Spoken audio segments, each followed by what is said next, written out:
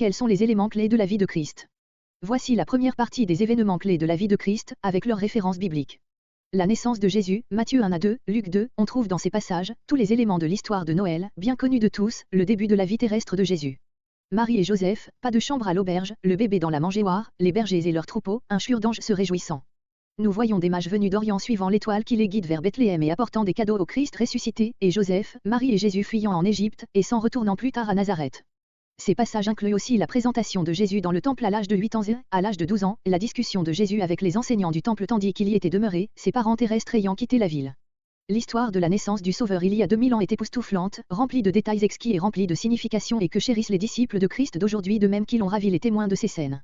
Mais l'histoire de la venue de Dieu sur terre en tant qu'homme a commencé il y a des milliers d'années avec les prophéties du Messie à venir. Dieu a parlé d'un Sauveur en Genèse 3.15 BDS. Je susciterai de l'hostilité entre toi et la femme, entre ta descendance et sa descendance. Celle-ci t'écrasera la tête, et tu lui mordras le talon. Des siècles après, Ésaïe a prédit qu'une jeune vierge enfanterait un fils et appellerait son nom, Emmanuel, ce qui signifie « Dieu avec nous », Ésaïe 7.14 BDS. C'est pourquoi le Seigneur vous donnera lui-même un signe, voici, la jeune fille sera enceinte et elle enfantera un fils, elle lui donnera pour nom, Emmanuel, Dieu avec nous. Le premier de ces événements clés dans la vie de Christ est l'humble commencement dans une étable, où Dieu est venu pour être avec nous, né pour libérer son fils de l'esclavage et pour nous sauver de nos péchés. Le baptême de Jésus par Jean-Baptiste Matthieu 3.13 BDS. C'est à cette époque que parut Jésus. Il se rendit de la Galilée au Jourdain, auprès de Jean, pour être baptisé par lui. Marc 1.9 BDS.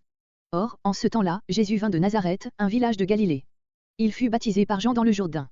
Luc 3.21 BDS. Tout le peuple venait se faire baptiser, et Jésus fut aussi baptisé. Or, pendant qu'il priait, le ciel s'ouvrit et les sites de cet événement, qui marque le début de son ministère public, et le Jourdain.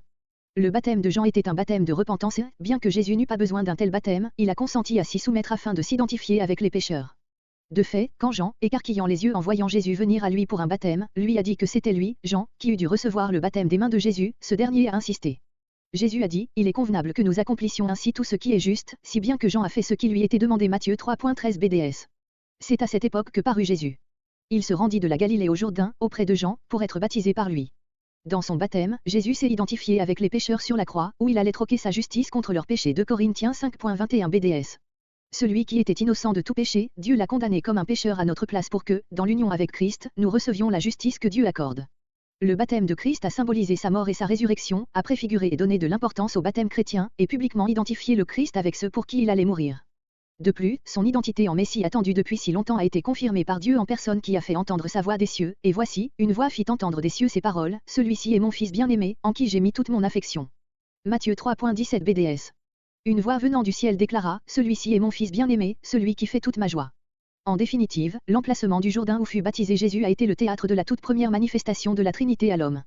Le Fils a été baptisé, le Père a parlé et le Saint-Esprit est descendu sur le Fils sous la forme d'une colombe. Le commandement du Père, l'obéissance du Fils et l'habilitation par le Saint-Esprit présentent une image merveilleuse de la vie et du ministère du Saint-Esprit. Le premier miracle Jean 2.1 BDS. 2 jours plus tard, on célébrait des noces à Cana, en Galilée. La mère de Jésus y assistait. Il est juste que l'évangile de Jean soit le seul qui rapporte le premier miracle de Jésus. Le récit de la vie de Christ a pour thème et objectif de révéler la déité de Christ. Cet événement, durant lequel Jésus a changé l'eau en vin, montre sa puissance divine sur les éléments de la nature, cette puissance même qui allait être révélée de nouveau dans de nombreux autres miracles de guérison et le contrôle des éléments tels que le vent et la mer. Jean poursuit en nous disant que ce premier miracle a porté 2 fruits, la gloire de Christ s'est manifestée et les disciples ont cru en lui. Jean 2.11 BDS. C'est là le premier des signes miraculeux que fit Jésus. Cela se passa à Cana en Galilée. Il révéla ainsi sa gloire, et ses disciples crurent en lui. La nature divine, glorifiée de Christ était cachée lorsqu'il a pris une forme humaine, mais dans des cas tels que ce miracle, sa véritable nature a sauté aux yeux des témoins et s'est rendue visible à tous ceux qui avaient des yeux pour voir. Matthieu 13.16 BDS. Vous, au contraire, vous êtes heureux, vos yeux voient et vos oreilles entendent. Les disciples avaient toujours cru en Jésus mais les miracles l'ont aidé à fortifier leur foi et à les préparer pour les moments difficiles qui étaient devant eux. Le sermon sur la montagne. Matthieu 5.1 BDS. Jésus, voyant ces foules, monta sur une colline. Il s'assit, ses disciples se rassemblèrent autour de lui. Les disciples avaient toujours cru en Jésus mais les miracles l'ont aidé à fortifier leur foi et à les préparer pour les moments difficiles qui étaient devant eux. Le sermon sur la montagne. Matthieu 5.1 BDS. Jésus, voyant ces foules, monta sur une colline. Il s'assit, ses disciples se rassemblèrent autour de lui. Peut-être le plus célèbre sermon de tous les temps a été prêché par Jésus à ses disciples très tôt dans son ministère public. Beaucoup d'expressions mémorables que nous connaissons aujourd'hui proviennent de ce sermon, y compris « Heureux ceux qui sont doux, car ils hériteront la terre, celle de la terre, œil pour œil, les lits des champs, demandez et l'on vous donnera, et des loups en vêtements de brebis, ainsi que les expressions « sépulcre blanchi, tendre l'autre joue » et l'image de la main gauche qui ne sait pas ce que fait la main droite. C'est également dans ce sermon qu'on trouve la prière du Notre Père. Bien plus important, cependant, le sermon sur la montagne a porté un coup dévastateur aux pharisiens et à leur religion de justice par les œuvres. En exposant l'esprit de la loi sans se contenter d'en citer la lettre, Jésus ne laissait aucun doute planer sur le fait que le seul respect de la loi n'est d'aucun secours pour l'humanité et que, de fait, les exigences de la loi étaient impossibles à respecter. Il a terminé le sermon par un appel à la vraie foi pour obtenir le salut ainsi que par un avertissement que le chemin du salut est étroit et que peu le trouvaient. Jésus compare ceux qui entendent ces paroles et les mettent en pratique à des constructeurs sages qui construisent leur maison sur des fondations solides. Lorsque les tempêtes arrivent, leur maison tient le choc. Voici la deuxième partie des événements clés de la vie de Christ, avec leurs références bibliques. La multiplication des pains et des poissons. Matthieu 14.15 BDS. Le soir venu, les disciples s'approchèrent de lui et lui dirent, « Cet endroit est désert et il se fait tard, renvoie donc ces gens pour qu'il aille dans les villages voisins s'acheter de la nourriture. » Marc 6.34 BDS. Aussi, quand Jésus descendit du bateau, il vit une foule nombreuse. Il fut pris de compassion pour eux parce qu'ils étaient comme des brebis sans berger, alors il se mit à enseigner longuement. Luc 9.12 BDS. Le jour commençait à baisser. Alors les 12 s'approchèrent de lui et lui dirent, « Renvoie ces gens pour qu'il aille dans les villages et les hameaux des environs, où ils trouveront de quoi se loger et se ravitailler, car nous sommes ici dans un endroit désert. » Jean 6.5 BDS. Jésus regarda autour de lui et vit une foule nombreuse venir à lui. Alors il demanda à Philippe, « Où pourrions-nous acheter assez de pain pour nourrir tout ce monde ?» À partir de 5 miches de pain et de 2 poissons, Jésus a créé plus de 5000 personnes. Les évangiles nous disent qu'il y avait 5000 hommes présents, mais Matthieu ajoute qu'il y avait des femmes et des enfants en plus. Certaines estimations font état d'une foule de 20 000 personnes. Mais notre Dieu est un Dieu qui pourvoit avec abondance, et peu, c'est déjà beaucoup aux yeux de Dieu. Une leçon poignante peut être apprise en voyant qu'avant qu'il multiplie les pains et les poissons, Jésus a demandé à la multitude de s'asseoir. C'est une image merveilleuse de la puissance de Dieu pour accomplir ce que nous ne pouvons faire, tandis que nous nous demeurons en lui. Il n'y avait rien que ces gens puissent en faire pour se nourrir eux-mêmes, c'est lui seul qui pouvait accomplir cela. Il n'avait que des miettes, mais entre les mains de Dieu c'est devenu un banquet qui n'était pas seulement suffisant, il était abondant. La Transfiguration, Matthieu 17.1 BDS. 6 jours plus tard, Jésus prit avec lui Pierre, Jacques et Jean son frère, et les emmena sur une haute montagne, à l'écart. Marc 9.2 BDS. 6 jours plus tard, Jésus prit avec lui Pierre, Jacques et Jean, et les emmena sur une haute montagne, à l'écart, eux seuls. Là, il fut transfiguré devant eux, Luc 9.26 BDS. Si quelqu'un a honte de moi et de mes paroles, le Fils de l'homme, à son tour, aura honte de lui quand il viendra dans sa gloire, dans celle du Père et des saints anges. Le terme Transfiguration signifie changement de forme, car Jésus a été transformé, devant les yeux de Pierre, Jacques et Jean, en un reflet de sa véritable nature. Sa gloire divine émanait de lui, changeant son visage et ses vêtements de telle sorte que les auteurs de l'Évangile ont eu du mal à relater ces faits. De même que l'apôtre Jean a utilisé de nombreuses métaphores pour décrire ce qu'il a vu dans les visions d'Apocalypse, de même Matthieu, Marc et Luc ont eu recours à des images comme l'éclair, le soleil et la lumière pour décrire l'apparence de Jésus. Véritablement, il n'était pas de ce monde. L'apparition de Moïse et Élie pour s'entretenir avec Jésus nous montre deux choses. Premièrement, les deux hommes représentent respectivement la loi et les prophètes, tous deux ayant prédit la venue de Jésus et sa mort. Deuxièmement, le fait qu'ils ont parlé de sa mort prochaine à Jérusalem. Luc 9.31 BDS. Qui resplendissait de gloire. Ils parlaient de la manière dont Jésus allait achever sa mission en mourant à Jérusalem, montre leur prescience de ces événements et le plan de souverain de Dieu qui se déroulait exactement comme il l'avait ordonné. Dieu avait parlé des cieux et commandé aux disciples de l'entendre, affirmant ainsi que Jésus, et non Moïse et Élie, avaient à présent la puissance et l'autorité pour les diriger. La résurrection de Lazare, Jean 11.1 BDS. Dans le village de Béthanie vivaient deux sœurs, Marthe et Marie, ainsi que leur frère Lazare. Lazare, le frère de Marie et Marthe à Béthanie, était un ami personnel de Jésus, ce qui est la raison pour laquelle la famille de Lazare a fait appeler Jésus lorsque Lazare était souffrant. Jésus a retardé son voyage vers Béthanie de plusieurs jours, sachant que Lazare serait resté mort suffisamment longtemps pour que cela démontre le caractère merveilleux de cette démonstration de la puissance divine. Seul Dieu avait le pouvoir de vie et de mort, et en ressuscitant Lazare des morts, Jésus démontrait de nouveau sa suprématie en tant que Dieu et sa suprématie sur la mort. À travers ces incidents, le Fils de Dieu allait être glorifié d'une manière reconnaissable entre toutes. Comme c'était le cas pour de nombreux miracles et épisodes, l'un des objectifs était que les disciples, et nous-mêmes, puissions croire, Jean 20.31 BDS. Mais ce qui s'y trouve a été écrit pour que vous croyiez que Jésus est le Messie, le Fils de Dieu, et qu'en croyant, vous possédiez la vie en son nom. Jésus est celui qu'il disait qu'il était et ce miracle, le plus ahurissant de tous, témoignait de cette vérité. Jésus a dit à Marthe, « C'est moi qui suis la résurrection et la vie » Jean 11.25 BDS. « Moi, je suis la résurrection et la vie » lui dit Jésus. « Celui qui place toute sa confiance en moi vivra, même s'il meurt. » Et lui a demandé si elle croyait ce qu'il disait. Telle est la base de la vie chrétienne. Nous croyons que Jésus est la puissance même de la résurrection, et nous croyons en lui pour nous donner la vie éternelle à travers cette grande puissance. Nous sommes enterrés avec lui et relevés par son autorité sur la mort. Ce n'est qu'à travers cette puissance que nous pouvons être sauvés. L'entrée triomphale de Jésus à Jérusalem. Matthieu 21.1 BDS. En approchant de Jérusalem, ils arrivèrent près du village de Bethphagée, sur le mont des Oliviers. Jésus envoya deux de ses disciples. Marc 11.1 BDS. Alors qu'il approchait de Jérusalem, à la hauteur de Bethphagée et de Béthanie, près du mont des Oliviers, Jésus envoya deux de ses disciples. Luc 19.29 BDS. Comme il approchait de Bethphagée et de Béthanie, près de la colline appelée Mont des Oliviers, il envoya 2 de ses disciples. Jean 12.12 BDS. Le lendemain, une foule immense était à Jérusalem pour la fête. On apprit que Jésus était en chemin vers la ville. L'entrée triomphale de Jésus à Jérusalem, la semaine précédant la crucifixion, est commémorée à l'occasion du dimanche des Rameaux. La foule a posé des palmiers sur la route devant Jésus en son honneur, mais leur adoration de lui a été très temporaire. Dans quelques jours, ces mêmes foules qui demanderaient sa mort, criant « Crucifie-le, crucifie-le ». Luc 23.20 BDS. Mais Pilate, qui désirait lâcher Jésus, adressa de nouveau la parole à la foule. Pourtant, quand il est entré à Jérusalem, monté sur un ânon en signe d'humilité et de modestie, la foule l'a adoré et a reconnu qu'il était le Messie. Même les petits enfants l'accueillaient, démontrant qu'ils savaient ce que les dirigeants juifs ne savaient pas, à savoir que Jésus était le Messie. L'entrée de Jésus à Jérusalem a accompli la prophétie de l'Ancien Testament de Zacharie répétée en Jean 12.15 BDS. Sois sans crainte, communauté de Sion, car ton roi vient, monté sur un ânon.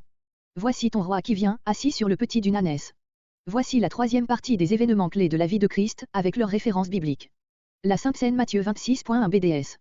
Quand Jésus eut fini de donner toutes ses instructions, il dit à ses disciples, Marc 14.12 BDS.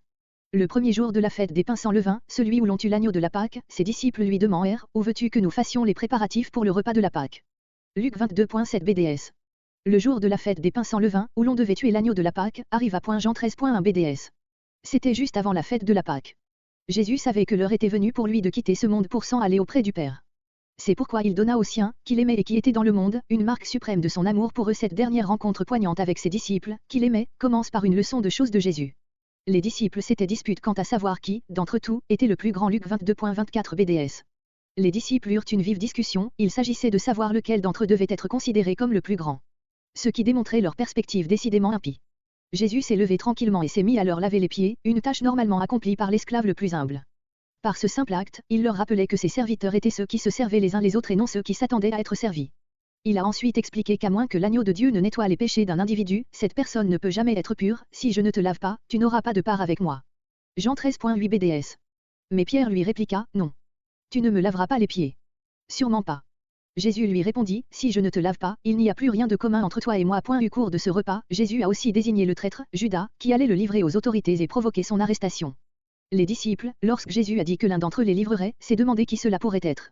Ils étaient toujours troublés lorsque Jésus leur a confirmé que c'était Judas, à qui il a instruit de quitter les lieux et de faire rapidement ce qu'il avait à faire.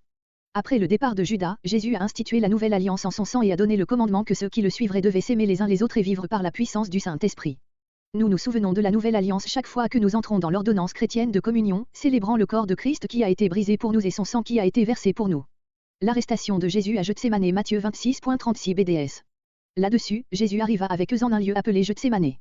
Il dit à ses disciples, asseyez-vous ici pendant que je vais prier là-bas. Marc 14.32 BDS. Ils arrivèrent en un lieu appelé Gethsémanée. Jésus dit à ses disciples, asseyez-vous ici pendant que je vais prier. Luc 22.39 BDS. Alors il sortit et se dirigea, comme d'habitude, vers le mont des Oliviers. Ses disciples s'y rendirent aussi avec lui. Jean 18.1 BDS. Après avoir ainsi parlé, Jésus s'en alla avec ses disciples et traversa le torrent du Cédron.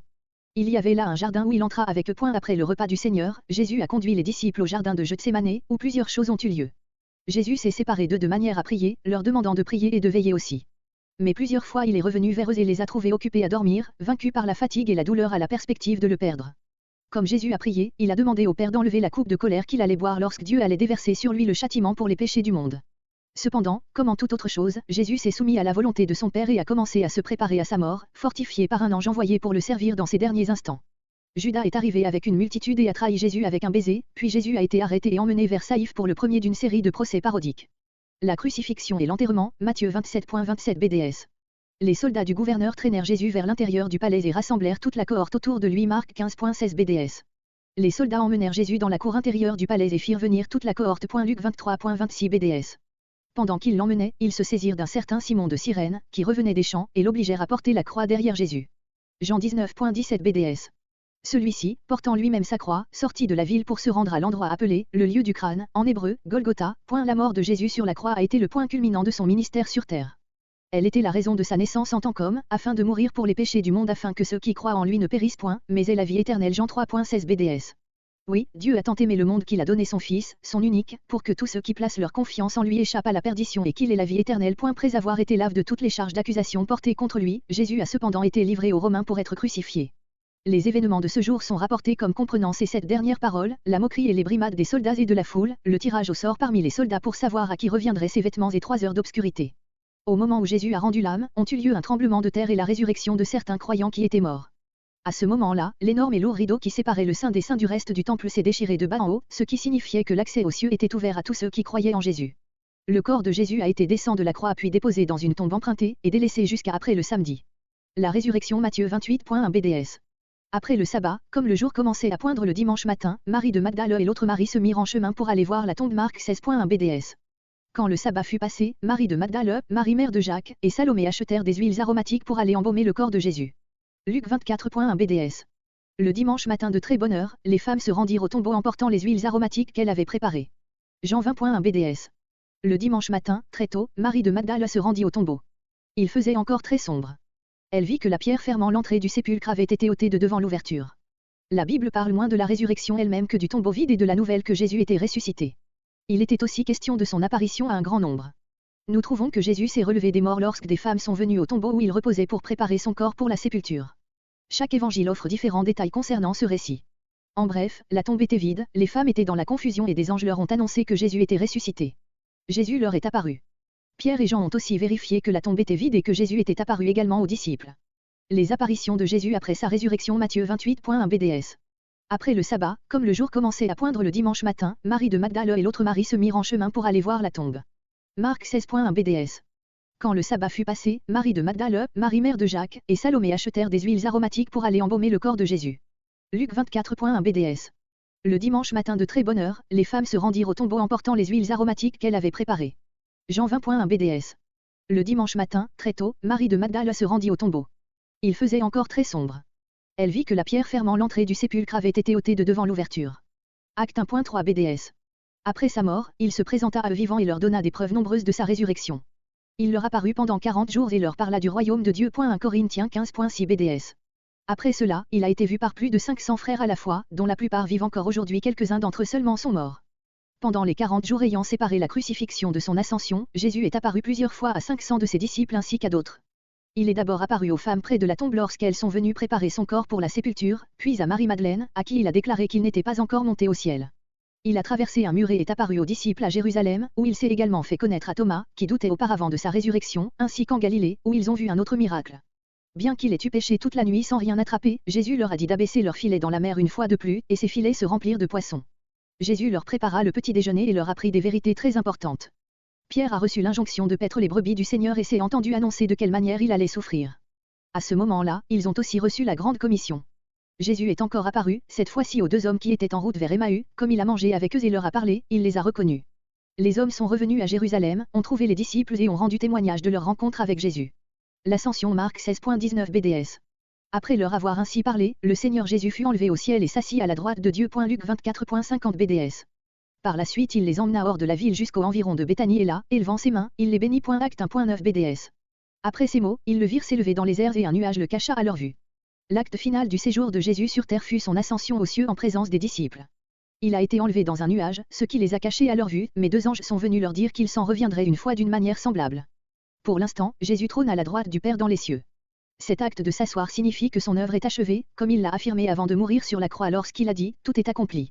Il n'y a rien de plus sûr que le salut de ceux qui croient en lui. Sa vie sur terre est terminée, le prix est payé, la victoire est remportée et la mort elle-même a été vaincue. Alléluia. Jésus a fait encore beaucoup d'autres choses, si on les écrivait en détail, je ne pense pas que le monde même pût contenir les livres qu'on écrirait. Jean 21.25 BDS. Jésus a accompli encore bien d'autres choses. Si on voulait les raconter une à une, je pense que le monde entier ne suffirait pas pour contenir tous les livres qu'il faudrait écrire.